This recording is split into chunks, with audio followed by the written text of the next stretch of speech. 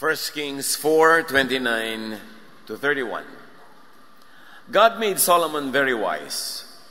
Solomon could understand more than you can imagine. He was wiser than anyone on earth. Solomonic wisdom in reading Scripture. Kilala si Solomon na napakatalino, pero paano i-apply ang katalinuhan niya sa pagbabasa, pagpapakahulugan, pag-apply ng mga salita sa Biblia? Father, we thank you that you are God of wisdom. And we thank you for having given Solomon that supreme wisdom na hanggang ngayon pwede naming pakinabangan, pag-aralan, at isabuhay. Patuloy nyo kaming pakalinisin, patuloy nyo kaming pagpalain, at ngayon humihiling kami na patuloy nyo kaming bigyan ng kaliwanagan. Teach us so that our reading of Scripture may be informed by wisdom and not by foolishness. We seek you, Father, in the name of your Son, Jesus. Ang pag-aaral ba ng Scripture natin ay nakakapagpagaan o nakakapagpabigat ng loob? Ito ba'y nakakapagpaluwag ng dibdib o nakakapagpasikip? Nakakapagpalaya ba ito o nakakapagbilanggo? Lumilikha ba ito ng mga maraming kaibigan o kaaway sa ating buhay? There is wise and there is unwise reading even of Scripture. Ecclesiastes 12:9 to 12. Lahat ng nalalaman ng mangangaral o ng teacher o ni Solomon ay itinuro niya sa mga tao. Pinag-aralan niyang mabuti ang mga kasabihan at sinubok kung ito'y totoo. So isang approach ay tinuturo sa atin ni Solomon in reading Scripture, in reading wisdom literature, hindi basta-basta pinaniniwalaan ang lahat. Kailangan sinusuri. Sa pagpapatuloy, verse 10, pinipili niya ang mga salitang magdudulot ng kasiyahan. So sa runong ni Solomon, sinasala niya, pinipili ang mga nagdudulot ng kasiyahan. Kasi maraming karunungan, maraming katuruan na ang dadalhin sa iyo, kabaligtaran ng kasiyahan. Ang bibigay sa iyo ay takot, bibigay sa iyo ay duda, o kaya ay pagmamaliit sa sarili o sa kapwa, o kaya pahirap sa loob. Noong si Solomon ay nakaupo bilang hari, napakarami ng collected wisdom ng Israel, at patuloy pa siyang nangolekta ng nangolekta. Marami siya mga tauhan na nagpupunta sa mga lugar-lugar, nagtatanong sa mga matatanda, hinahanap ang mga kasabihan, karunungang alam nila, at ito yung mga tinipon. Ambassadors sent very wise, kings rather, sent very wise ambassadors to Solomon's court to hear his wisdom. But Solomon would have an exchange deal. He would also like to hear the wisdom of the peoples represented by those ambassadors. And all those were recorded. At sabi dito, pinili, sinala niya kung ano ang nagdudulot ng kasiyahan. Psalm 34 verse 8, discover for yourself that the Lord is kind. Come to Him for protection and you will be glad. So discover mo dapat na ang Panginoon ay mabait, hindi unkind. Siya ay nagbibigay ng ginhawa, hindi ng hirap. Siya ay mapagmahal, hindi mapang husga, hindi mapang api. Psalm 119:18, open my mind and let me discover the wonders of your law. Napakalinaw na prayer. Open my mind when I read your law, let me discover the wonders. Yung lalo akong ma-inlove sa inyo, Lord. Lalo akong makitang napakatama nyo, napakagaling yung Diyos, napakahusay nyo magturo, at nakabubuti sa akin ang itinuturo. Kaya sabi, pinipili niya ang salitang nagdudulot ng kasiyahan at isinusulat ang katotohanan. Hindi basta-basta para siyang vacuum na kung ano na lang ang pumasok, diretso, sinasala at isinusulat for posterity yung katotohanan. Ang ipepreserve niya yung mabuti, yung tama, yung mainam. Hindi half-truths, hindi outright falsehoods. Verse 11, ang mga salita ng matalino ay matulis na tulad ng mga tungkod na pantaboy sa kawan, tulad ng matutulis na pakong nakabaon, pagkat buhat sa tanging pastol nating lahat. In other words, pag matalino daw yung nagtuturo, ang salita niya ay matalim, tumatagos, tumatalab. At pag hindi matalino yung kabaligtaran, buhat kung kani-kanino ang salita, yung turo, hindi ito tumatalab. Anak ko, verse 12, mag-ingat ka sa mga bagay na wala rito. Ano daw ang pag-iingatan? Sa mga bagay na wala sa koleksyon ni Solomon. Sa mga bagay na wala sa katuruan ni Jesus. Dahil pag hinihambing ang katuruan ni Jesus, ang pinaka-equivalent niya talaga in spirit, mga katuruan ni Solomon. Mga katuruan na nagpapalaya, katuruan na nagpapagaan ng damdamin, katuruan na sasabi kung paano ang buhay ay susulitin at kung paano mamumuhay ng pakikipagkapwa at pakikipagmabutihan sa kapwa-tao. At sabi pa ni Solomon, hindi matitigil ang paggawa ng iba't ibang aklat. Kung sa paggawa lang naman ng aklat, siya na yung champion. Siya na yung pinakamarunong. Pero sinasabi niyo, alam niyo, papunta pa lang kayo, pauwi na ako. Alam ko na lahat yan. Hindi matatapos ang paggawa ng mga aklat. Hindi matatapos ang paglikha at pagbubuo ng mga karunungan. Ibig sabihin, napakaraming sources. Pag hindi ka marunong pumili, hindi ka marunong magbasa, pagod ang aabutin sa'yo. Ang aabutin mo sa paglikha o pagbabasa ng mga aklat. At ang labis na pag-aaral, sabi ni Solomon, ay pahirap sa katawan. Solomon is saying this. Sabi niya, too much study wearies the body. Which also means pahirap sa isip. Pahirap din sa samahan ng mga nag-aaral. Kaya yung mga dati magkakaibigan, wala nung nag-aaral, biglang nag-away-away, nag-iwalay. Mga pamilyang dating united, yung nagkanya-kanya ng aral, nagkanya-kanya ng landas, nagkagulo-gulo. At kuminsan ito'y pahirap din sa buhay. Yung mga dating taong maluwag ang buhay, magaan, wala na masyadong pinoproblematize, mula nung nag-aral lang mga kung ano-anong kasulatan, pinroblema ang lahat, inaway ang lahat, natakot sa lahat, gumulo ang buhay. Kaya sabi ni Solomon, alam nyo, yan din pag-aaral, nakakapahirap yan sa katawan. Pag-aaral ng ano? Pag-aaral ng mga hindi nagdudulot ng kasiyahan. Pag-aaral ng mga nagdudulot lang ng takot, nagdudulot ng mga pangamba, mga duda, at mga paghiwa-hiwalay. Matthew 23:1-4, Jesus said to the crowds and to his disciples, the Pharisees and the teachers of the law are experts in the law of Moses. Ang daming libro niyan, ang daming babasahin, the law of Moses. At sabi ni Jesus, they pile heavy burdens on people's shoulders and won't lift a finger to help. You see the parallelism between Solomon and Jesus and their teachings? Sinasabi ni Solomon, yung pag-aaral, nakakapagod yan pagka hindi mo pinili ang yung pag-aaralan. At sabi naman itong si Jesus, agree. Kita nyo ang mga turo ng mga Pharisees, ang dami-dami, hindi maubos-ubos. Pero anong bunga sa buhay ng mga tao? Pagod, hirap, stress. Pagkatapos nilang turuan ng isang katerbang mga kasulatan at mga kautusan na imposible namang masunod, sila ang unang-una magko-condemn sa mga tinuruan nila at hindi nila tutulungan na malampasan nila yung mga requirements na hindi naman nila talaga kayang dalhin.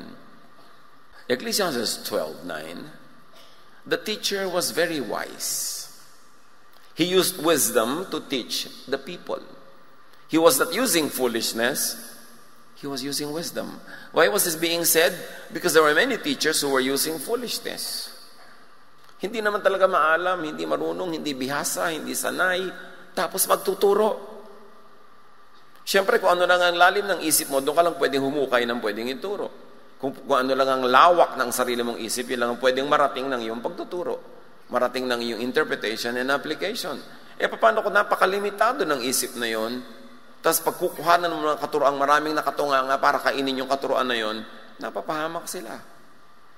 Proverbs 14:7, stay away from fools.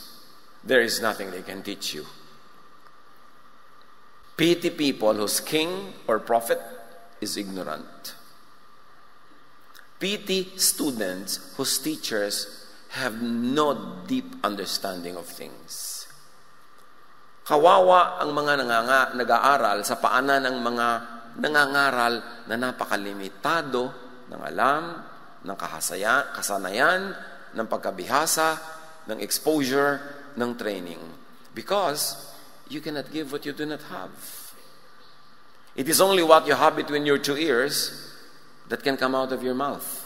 and therefore can enter the ears of your listeners, enter their hearts and their minds, and rule and govern their lifestyles. Kaya mahalaga na pinipili ang pinapakinggan at kung ano sa mga sinasabi ng pinapakinggan, ang buong-buong lulununin kasi itetest mo, nakakabuti ba sa akin? Ano ang effect sa'yo ng teaching? Ano ang effect ng teacher? Is it delight or torture? At sabi ni Solomon, dapat delightful. Ang purpose ng teaching ay hanguin ang mga tao sa hirap. Bigyan sila ng kapayapaan, katahimikan. At sabi ng Panginoon, comfort my people. At sabi ni Jesus, my peace I give to you. Not as the world give, do I give. So ang lahat ng pagtatangka ng pag-aaral, pagpapalawak ng isip, pagpapalalim ng karunungan, ang bunga dapat sa iyo, peace. Peace with God, peace with other people. So teachings, according to Solomon, should be very carefully organized and reorganized. Organized also in terms of priority. Ano ba talagang priority kung dapat alaman ngayon at sundin? Kasi nag-iiba-iba rin ang priority ng tao sa iba't ibang panahon. Kahit ang Israel, nag-iiba-iba ang priority niya sa pag-approach niya sa mga laws. May mga laws nung araw na napakahigpit nilang pinairal, pero nung panahon ni Jesus, hindi na. Kasi naiba na ang panahon. Hindi nag-iiba ang Diyos, hindi nag-iiba yung katotohanan, pero yung pag-apply nun, according to the purpose for which the word was sent, will have to be contextualized. So sabi ni Solomon, it should be framed and reframed. Configured and reconfigured. It should even be synthesized. Na ang pag-aaral ng salita ng Diyos ay hindi parang Russian roulette. Hindi parang kung saan lumipad yung page, yun ang guidance mo. Kailangan sinusuri, ino-organize, kino-configure yan para ang maging bunga yung kalooban ng Diyos. So if not wise ang reading, the results are misreading, misunderstanding, and misinterpretation. In my 40 years of ministry, pagod na akong sumagot ng mga tanong na laging itinatanong ng mga tao. Kasi ang pinagmumulan lang is a very limited understanding of the text. Imagine the texts that we are reading were written ages away from us, in a language distant from us, and then translated into languages that are still distant from us. Kaya ang layo na kung minsan ng mga pag-apply sa ating buhay ngayon.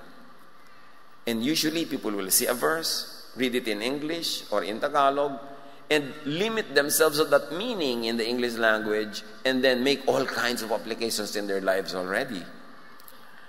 Nakakapagod, nakakaawa, at kumisa nakaka-stress talaga. Na nakikita mo kung ano-ano ang bunga ng mga pag-aaral na liko. Kulang sa scholarship, kulang sa panunuri, mga karunungan at kaalamang minadalang kung kani-kanino na hindi mo alam kung kanino nagmula. Pero ganun yung reading. Isa lang ang test. Anong bunga sa'yo ng pag-aaral mo? Bumait ka ba? Kasi kung naging mas masungit ka pa, maging hindi ka makatao, mahilig ka makipagkagalit, mang-away, mababa ang turing mo sa iba, ikaw lang ang tama o yung mga kasama mo, mali ang pagbasa mo niyan kasi hindi ang kalooban ng Diyos para dyan. Importante yung scholarship, but people are lazy to think. Laging, Pastor, ano po ba ang gagawin ko sa ganitong verse? Ba't di mo pag-isipan? So, kailangan lagi talaga itanong mo yan. Paano kung sinabi ko sa iyo, magbigti ka? Pag sinabi niya, Pastor, yung pong boyfriend ko, papakasalan ko ba kasi ganito, ganon. Tatanong mo talaga sa akin yan, ba't di ikaw mag-aral? Kailangan suriin mong mabuti. Pastor, wala po akong trabaho, gutom na yung pamilya ko, pero may nag-offer po sa akin, may pasok po pag linggo. Tinanggihan ko po. O pag nagutom yung mga anak mo, ipakain mo yung braso mo, ha? Binigyan ka na ng trabaho, ayaw pa dahil linggo, kasi po worship day. Saan mo nakuha yung interpretation na yan, na hindi ka pwede magtrabaho dahil Sunday? Kaya nga tayo may worship pag Wednesday, pag Thursday, pag Friday, para makapagtrabaho kayo. Dahil po sabi sa Bible, di po ba magsabat? Kung talagang sabat ang tutuusin mo, Sabado yun. Hindi nga yung linggo. Paano po yan? Literal mo kasi ini-interpret na on the seventh day you will rest. Sabat ang katumbas. Pero ano yung essence nun? That every 6 days of work must be broken by a 7th day of rest. Kung mataon na yung 7th day mo, Martes, dito ka mag-rest. So you don't break the essence and the spirit of the command. Pero you are tying yourself down to the letter of the command. Hindi yung letter yon ang mahalaga. Ang gusto ng Diyos, magpahinga ka. Kaya kita-kita natin kung paano si Jesus, sinasadya pa niya na kung kailan araw ng Sabado naghihimala, to drive home a point na hindi kayo slave ng araw ng Sabado. Ang gusto ng Diyos, mapahinga kayo. Ngayon, kung napapagod kayo lalo sa pagsunod ng araw ng pahinga, edi nabaliktad ang purpose. Napagod na po ako sa pagsasabat. Hindi nabaliktad dyan. Ang gusto nga ng Diyos, mapahinga ka. Kaya yung very literal reading, and then very literal application in daily life, na mga katuroan na itinuro sa isang kaprasong maliit na grupo ng tribo, sa isang pagkalayo-layong panahon at pagkalayo-layong lugar, i-apply mo sa buhay mo ngayon unless you exercise very sound scholarship in language, reading, and meaning and interpretation. Unless you contextualize the cultural value of those activities, maliligaw ka at mahihirapan. Tulad ng paano po yan, nahiga na po ako sa paanan ng boyfriend ko, hindi pa ako pinakasalan. Ginagaya kasi si Ruth, nahiga sa paanan ni Boaz. Di ba? Maraming ganon. Napakaliteral ng pagbasa. So, kaya mo malalaman ko ang pagbasa ay un-Jesus ang essence? Pag-oppressive. Kasi hindi ka o-oppressin ni Jesus. Open my eyes that I may see the wonderful things in your law. So wonderful ang law. Hindi, ay nakakatakot pala. Ay napakahirap pala. Ibig sabihin, may lente yung mata mo. Ang nakikita mo doon, hindi yung tunay na value ng verse na yun. John 5:39, sabi ni Jesus sa mga tao, you study the scriptures diligently because you think that in them you have eternal life. They are the very scriptures that testify about me, yet you refuse to come to me to have life. Said another way, sabi ni Jesus, aral kayo ng aral ng scripture dahil naghahanap kayo ng buhay, pero hindi naman buhay ang nakikita nyo, kamatayan. Condemnation, judgment.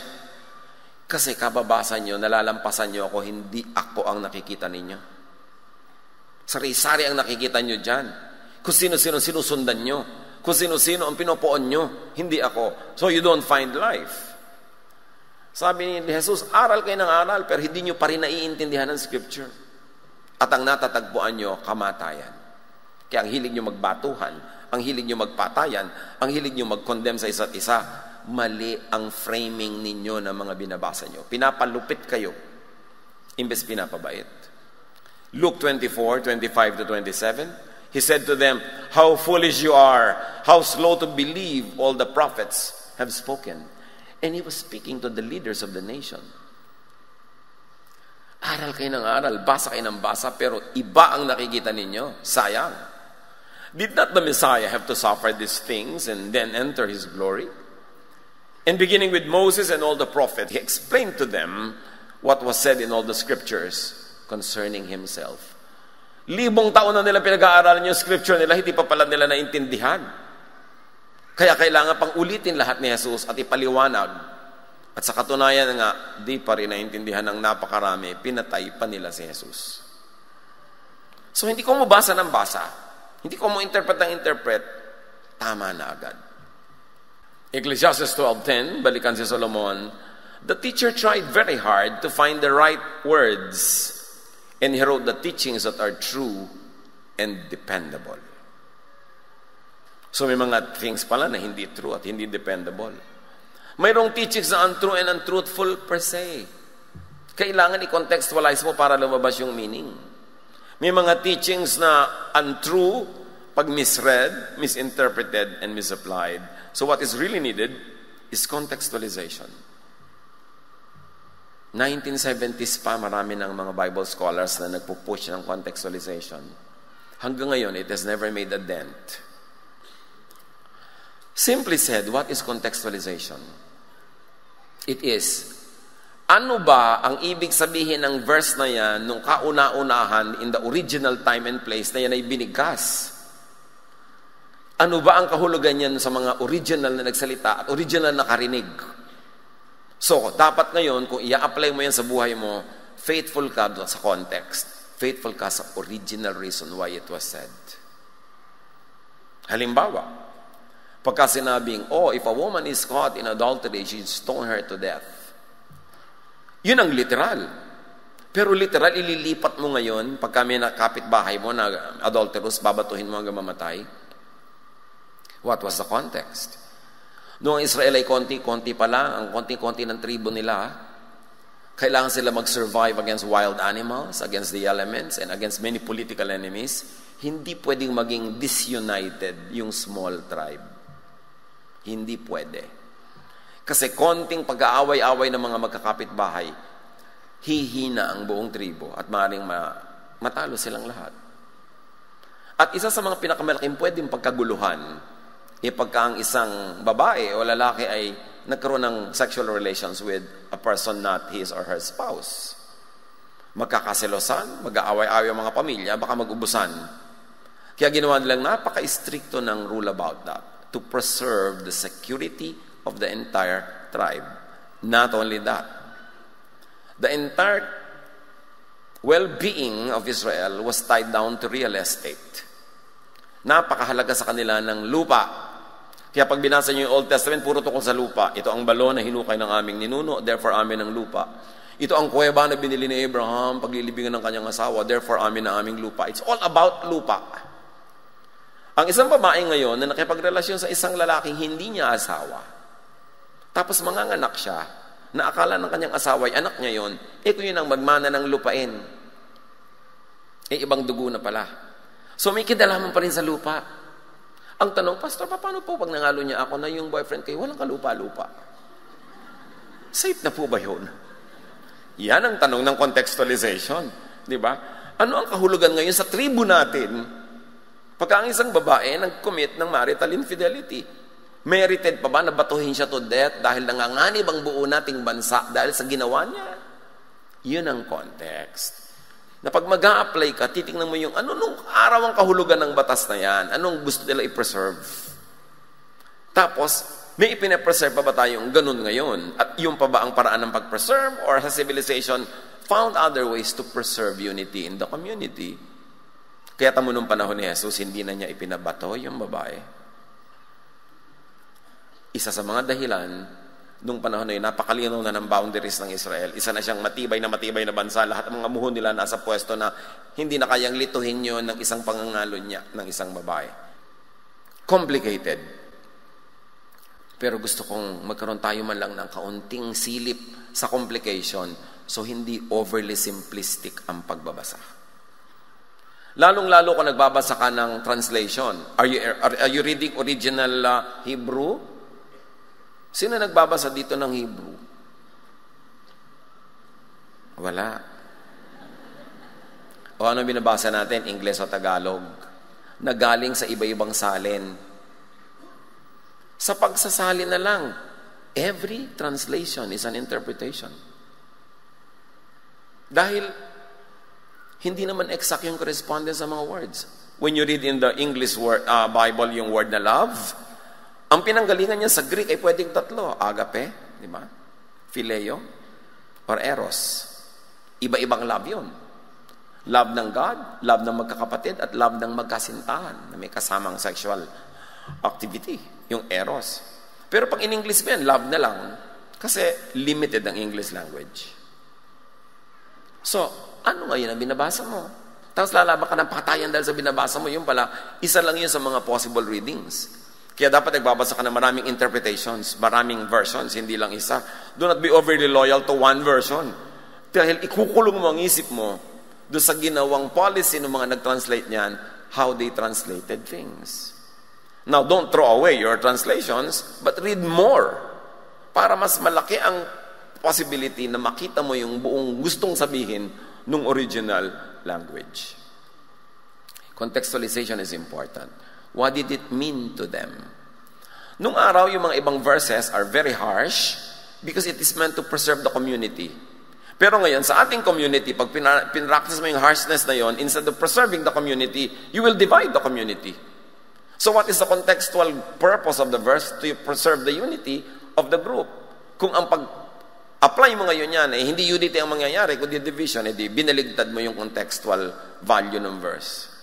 That's why we must be very responsible in studying. At itetest natin doble-doble pag ang effect, pinapasungit tayo, hindi tayo nagiging mabait o mabuti, mas maging suspicious ka sa reading. Maaring tama ang reading, yun talaga sinasabi ng verse, pero ikaw ba ang sinabihan niyan? Remember, ang pinaka-recent na original hearers niyan, 2,000 years ago. Kaya pag sinabi halimbawa, meron pa mga 3,000, 5,000 years ago pa. Pag sinabi halimbawa kay Noah, gumawa ka ng sasakyang lulutang sa dagat, gagawa ka rin? Di naman ikaw yung kausap. Katulad sa mga tinuturo ni Paul sa marami mga churches, he was doing church management. Pag may sinabi siyang ito, tanggalin nyo, ito, pahirapan nyo, yung mga tao, yung kilala niya kasi lahat yon. Particular incident sa church yon, at meron mga issues na kailangang ma-solve right now. Tapos ngayon, 2,000 years ago, mababasa mo, i-apply nyo sa church nyo, outside of its context, chances are, magkakamali ka ng pag-apply. Kaya yung contextualization, ayan, napakahalaga. Which of course, lazy scholars don't want to get into. Kasi lalong-lalo na yung masyadong napakaliteral na mga reading. Sasabihin na, God said it, I believe it, that settles it. You know what it excludes? It excludes scholarly examination. Aandar yung parang blind faith dyan. Samantalang si Solomon, sabi niya, sinuri ko lahat dyan. Inaral ko yan. Finrame ko yan. So major teachings, at may mga teachings na, mahalaga ha, recognized by people and religion, even by tradition, but not recognized by God. Not recognized by Jesus, even in Scripture. Matthew 15, 1-9. Then some Pharisees and teachers of the law came to Jesus. They came from Jerusalem and asked him, "Why do your followers not obey the traditions we have from our great leaders who lived long ago?" Jesus answered, "And why do you refuse to obey God's command, so that you can follow those traditions that you have?" Bakit ang mga tauhan mo hindi sumusunod sa mga inuutos ng ating mga kaugalian? Yun ang recognized teaching. Yun ang official. Sabi ni Jesus, bakit kayo hindi sumusunod sa utos ng Diyos? Para lang masunod nyo ang inyong mga kaugalian. Napakalino sinasabi ni Jesus. Ang dami niyong kaugalian, religious traditions, cherished, institutionalized, official, accepted, but not from God. It took Jesus to make them realize na hindi ko mo religious tradition, kinagisnan, kinasanayan, sinasang-ayunan ng mga experts, recognized by God. At sa pagpapatuloy, sabi ni Jesus, "You are hypocrites." Isaiah was right when he spoke for God about you. At ano daw sabi ni Isaiah na sinasabi niya para sa Diyos? "Those people honor me with their words, but I am not really important to them. Their worship of me is worthless. The things they teach are only human rules." Imagine the cherished traditions, the commandments, the 613 mitzvots, and all the requirements of the Jewish religion. Sabi ni Isaiah, early on, panahon pa ni Isaiah. So niya, alam nyo, hindi kayo talaga sumasamba. Kasi ang mga turo nyo, imbento. Iniimbento nyo mga katuroan nyo para sa inyong sariling kabutihan. The priests, the religious leaders were inventing all kinds of teachings that benefited them and the temple, but were not really teachings of God. Kaya galit sila kay Jesus Kasi ang daming binasag ni Jesus ng mga kaugalian. Ang conclusion mo lang, si Jesus ba ay lawbreaker o siya talaga yung law? Kaya sabi niya, Sabbath was not made for man, but man for the Sabbath. I am the Lord of the Sabbath. So nung binrake niya, hindi niya binrake. Yung mga tao ang nagbe-break ng spirit of the Sabbath for so long na nung itama ni Jesus, mukhang siya yung lawbreaker. Kasi hindi lumalaya yung mga tao sa mga batas na yon. From Isaiah to Jesus, there had been sharp rebuke of the Pharisees and the teachers of the law. Ang daming turo at pahirap na hindi galing sa Diyos. At ngayon man, napakarami. Kung seriously pag-aaralan ninyo ang church tradition, the last 2,000 years of Christianity had added and invented so many religious laws to the original laws of God na napakahirap lalong maging makadiyos. Dapat salain din ang kaugalian ng Christianity kay Catholicism, kay Protestantism, kay Evangelicalism, kasi lahat yan nagdagdag ng kotakot-takot na man-made laws. Primarily to strengthen the church as an institution and to benefit the priesthood or the leadership. At dami mga balik ko kung pag-interpret, katulad ng siksik, liglig, umaapaw. Lagi ang reference yan tungkol sa pera. Kung mag-donate kayo, siksik, liglig, umaapaw, at ibabalik din sa inyo. Samantalang ang itinuturo doon na magbigay kayo ng pagpapatawad sa kapwa, at pag nagpatawad kayo, bibigyan din kayo ng Diyos na patawad na siksik, liglig, umaapaw. Hindi yan tungkol sa pera. And yet, laging 90% of the time, pera ang reading. Kahit nga ako nung araw, pera din reading ko dyan. Kasi syempre, yun lang naman ang napag-aaralan natin nung araw. Kaya aral ka ng aral. Teka, ang pinag-uusapan pala dito, forgiveness, hindi pera. Pero ang laki kasi magpadagdag noon sa koleksyon. Talagang siksik-liglig, mahikaw, ihulog dyan, mga pulseras, sapatos. Siksik-liglig kasi. Pero yun ay tungkol sa forgiveness. Marami tayong dapat nasuriin. Ang daming turo, pahirap, hindi galing sa Diyos. Imbento lang ng tao. Kawawa ang mapagharian ng mga baluktot na katuruan. Lalot ko ang baluktot na turo ay nakasalalay sa verses. Pag nakakita kasi tayo ng mga verses, wala na magtatanong. Hindi talaga mo dapat questionin yun. Pero questionin mo yung scholarship, yung pag-aaral, yung pag-apply. Kasi doon nagkakabalubuloktot yan.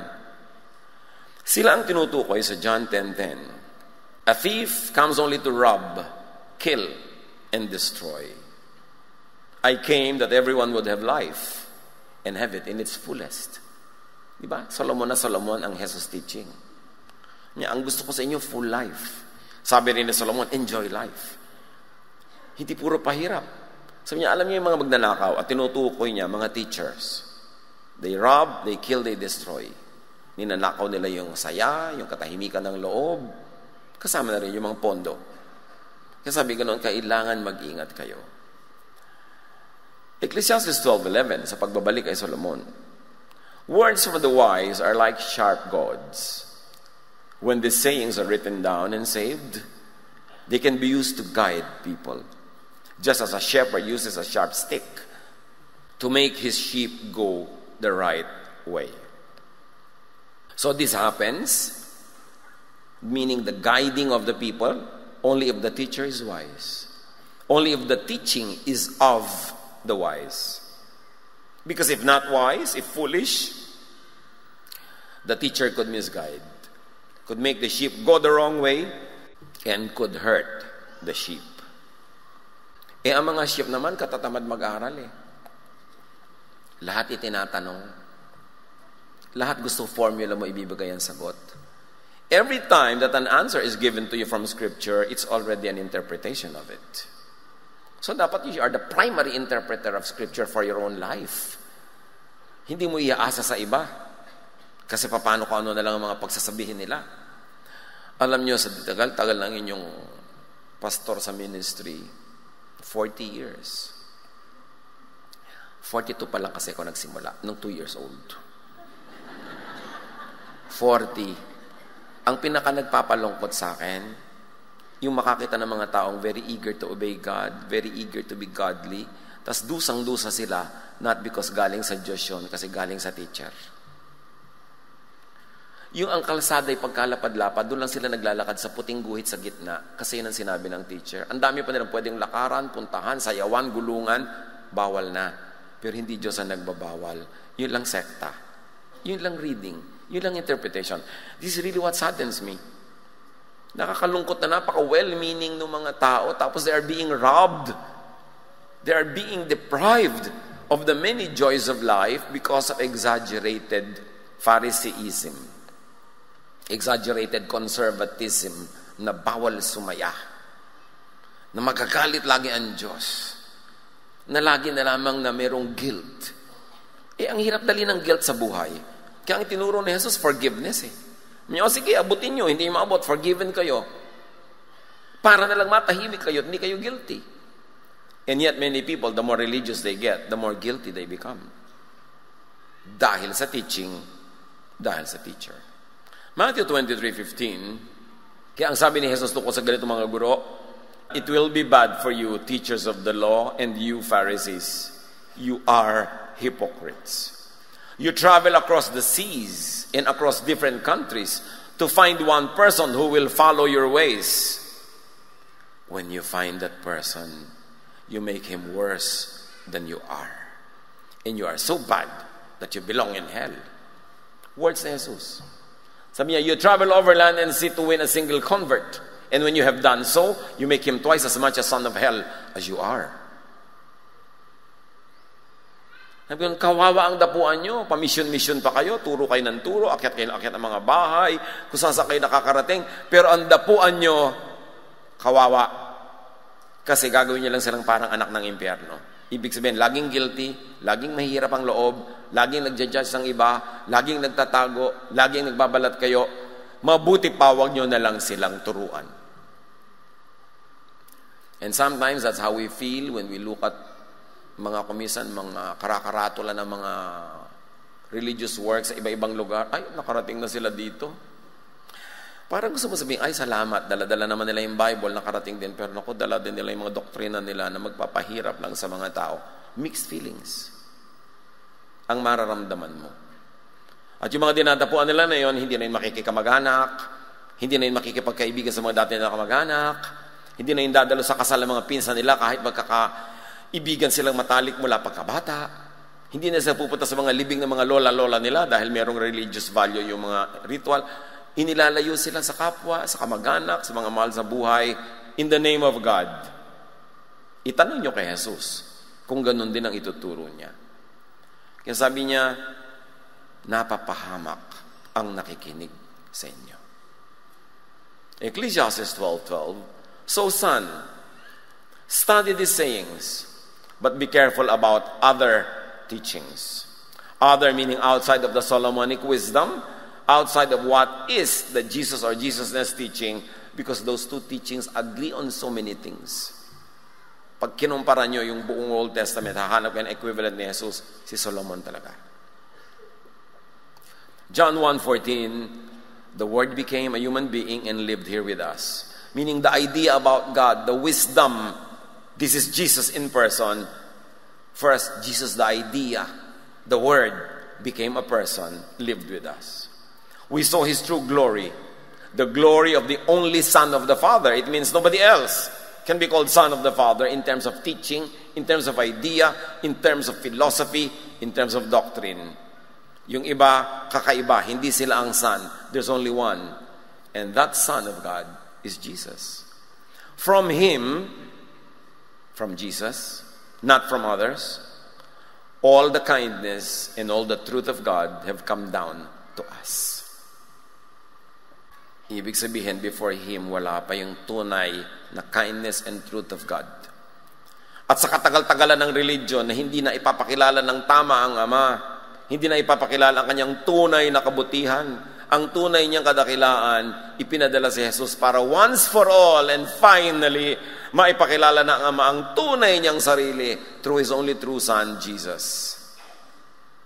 Kasi kung tama na yung pakilala ng mga religion noong araw, before Jesus, ba't pa darating si Jesus? Duplication.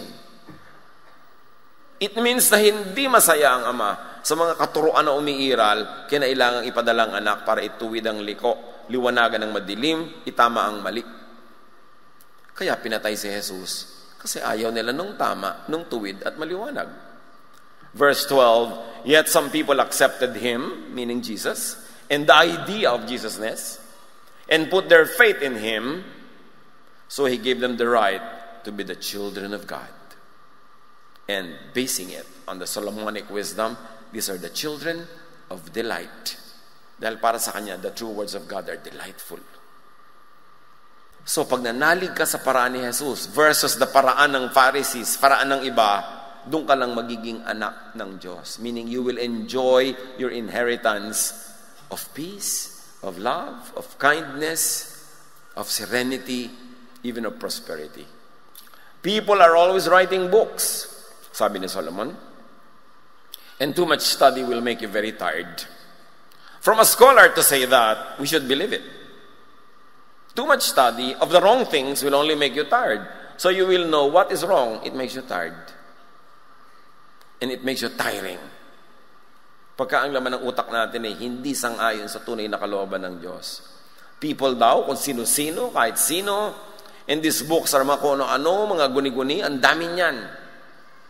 Too much study ng kung sino-sino, kung ano-ano, will make you very tired sa pag-aaral, sa pagkalito, sa pagsunod sa buhay.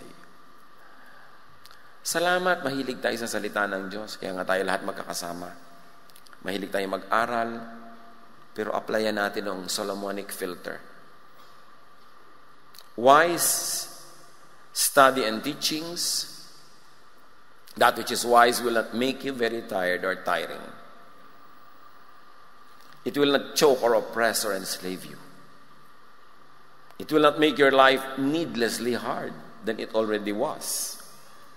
And it will not make you stressed or a stressor to others. It will give you rest. So restful ba ang bunga? Kahit sa ministry, Pastor, bakit wala po tayong kantata tuwing Pasko?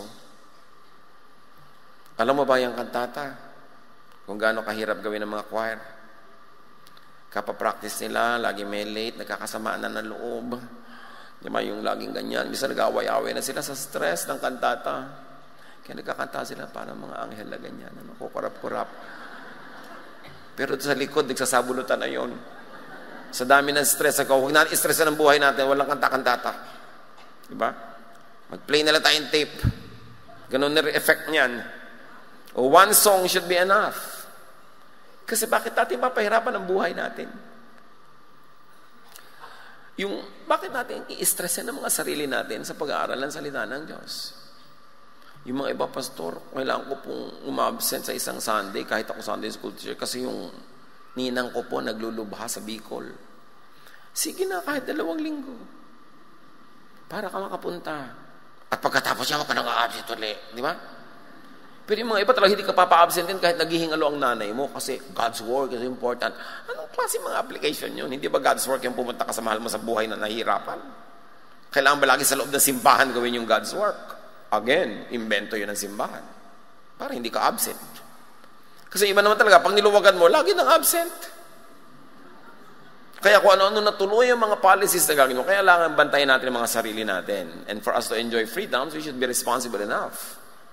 The wise shepherd will not get you tired. The wise shepherd will give you rest. Simplify. Nung araw, ang ating mga, kasi alam niyo, church natin, naglilita naman ang simulan natin, 7 tao sa Saudi Arabia, Bible study. Kahit nung nagwo-worship na kami nun, sumasabay lang kami sa cassette tape. Hindi pa nga -1, nagiging +2. Kasi sinasabayan namin, so wala ka pang manunugtog, ba't mo pipilitin? Kaya nung araw, dumarating yung point na ang hirap naman, wala tayong mga manunugtog, wala tayong mga awit, kulang, anong gagawin natin? Simplihan natin ang kanta. Kung wala tayong instrumentalist, i-acapella natin. Ba't kailangan pagurin ang mga sarili natin? Hindi naman tayo nagpe-perform para kahit kanino. Pero kung kaya natin gawin, lahat, full instrumentation, full voicing, maganda, beautiful, pero hindi natin kailangan magpakamatay para lang mangyari yun araw-araw. Kailangan, nakarelax lang tayo. Kasi yun ang gusto ng Panginoon, restful. Not to the point na napakapabaya mo na sa relaxation, you know kung hanggang saan dapat yung limit. O nakakapagod na yan. Ba't natin itinigil ang ating mga pistang Kristiyano? Na ang daming dumadalo, palaki ng palaki. Wow, palaki po ng palaki. Wow, Pastor, every year, ang laki. Next year po siguro, mas malaki pa. No, next year, tigil na to. Bakit po? Nakakapagod na. Mahirap mag-maintain ng tradisyon. Taon-taon po ginagawa natin. Kahit dumudugo na tayo dito, sumusuka tayong dugo, gagawin natin dahil taon-taon. So, kailangan ibahin naman natin. Pag nakakapagod niyan, hindi na sulit yung spiritual enjoyment mo sa sobrang pagod, naging performance na, itigil. Ibahin naman. Kailangan nakakapagpahinga ang tao. Kaya sabi sa Matthew 11:28-30, "Come to me all of you who are tired from the heavy burden you have been forced to carry." Kita nyo, this is a version. Yung iba, come to me all of you who are tired and heavy laden. Hindi mo alam kung ano. In-interpret niya lalo, dilinaw niya from original languages. Come to me all of you who are tired from the heavy burden you have been forced to carry by the religious. Yun. I will give you rest, sabi ni Jesus. Accept my teaching. Learn from me. I am gentle and humble in spirit. They are not. And you will able to get some rest. Now you don't. Yes, the teaching I ask you to accept is easy. Their teaching is difficult. The load I give you to carry is light. Theirs is heavy. Yun ang unsaid sa Matthew 28. Pag nagbibigay si Jesus ng rest, it is rest from too much religion that already robs you of happiness, of peace. Yun talaga ang tinutukoy ni Jesus. This is Jesus, and this is Jesusness. Come and taste and see that the Lord is good. Hindi siya nakaka-oppress. Dapat ang effect sa'yo ng pag-aaral ng salita ng Diyos, you fall more and more in love with God. Hindi yung become more and more afraid. Siyempre, ang gusto ng mga ibang religious leaders, lagi kang takot kasi madali kang i-manipulate if you're afraid. But you fall more and more in love with God because you know how loving and kind, how accommodating, how understanding God is. So test the teaching. Test the teacher. The teaching that I ask you to accept is easy. Sabi ni Jesus, the load I will give you to carry is light. Needless religiosity could imprison. Jesus sets free. Keep that in mind when you read. Keep that in mind when you interpret. And do your more reading, personal readings. Read several versions. You will see yung breadth and width and the height of the meaning when you read it from many versions. You owe it to yourself to make yourself a beneficiary of the body of wisdom that God has given to us in print, the Bible. But a correct reading is what is needed. Learn from Solomon. Father, we thank you that we could be reminded to be more scholarly, to be more objective in reading verses. Teach us to free ourselves from all the traditional interpretations we have only inherited. At nawa magkaroon kami ng fresh perspective, fresh pag-aaral. It is our duty and privilege to approach your throne of grace directly, personally, through your word. Turuan mo kami, Lord, to be responsible, to feed ourselves with study, with responsible study, and to be more selective, to be more circumspect in listening to the many voices around us. Pagbulay-bulayan natin ang mga kahulugan nito sa ating practical life, pag-aaral, pakikinig, para lalo tayong mapalapit sa puso ng Diyos na may kapayapaan, katahimikan sa buhay. Ponder these words in a few moments.